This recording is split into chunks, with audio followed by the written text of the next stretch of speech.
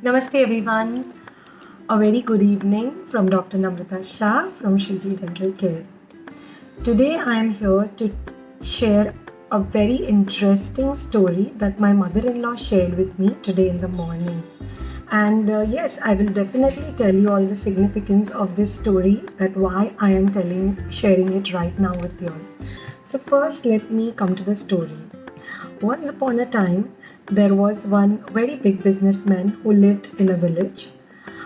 He was an atheist and he never went to any kind of satsang or katha or to listen to any spiritual talks or basically never went to temples or never believed in God. Once his wife requested that, please, can you come with me? There is a very big Vidwan, a very big saint who has come to our village and he speaks so well. It's my request that you come and listen to what he has to say. But the problem started just after that.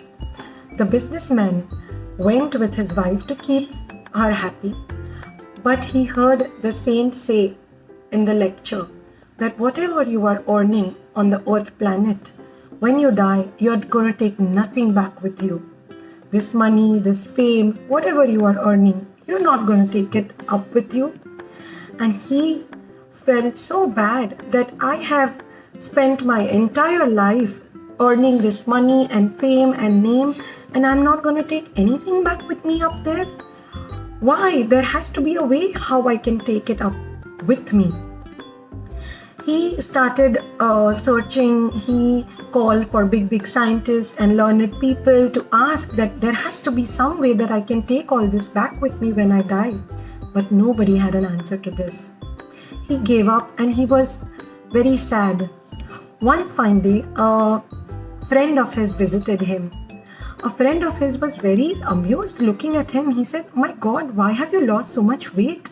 Is there something bothering you?" The friend, the businessman, says that, "Yes, I have a question.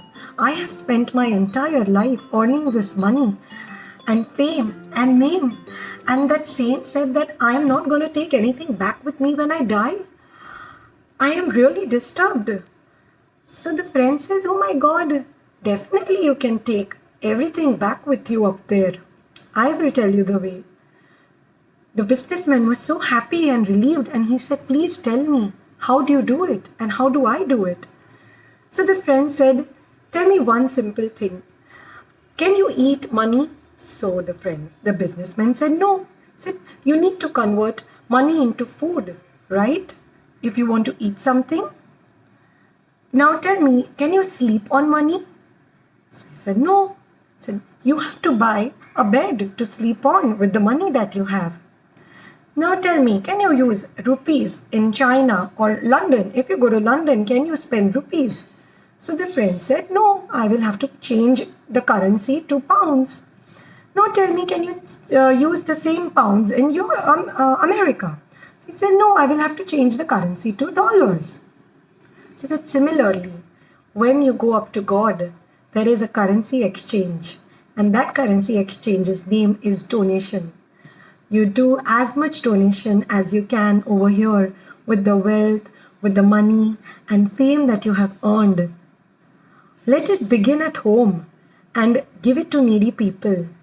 Definitely these good deeds will be paid back when you go back to God.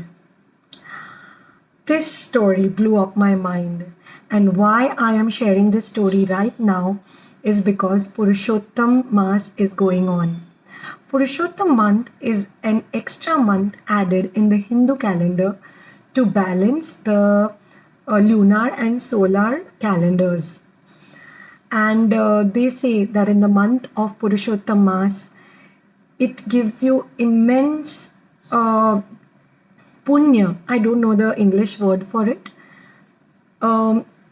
If you do donation to needy people, if you feed cow, if you will offer a ghee diya to the Lord, and if you will chant God's name in Purushottam Mass, it has its own significance.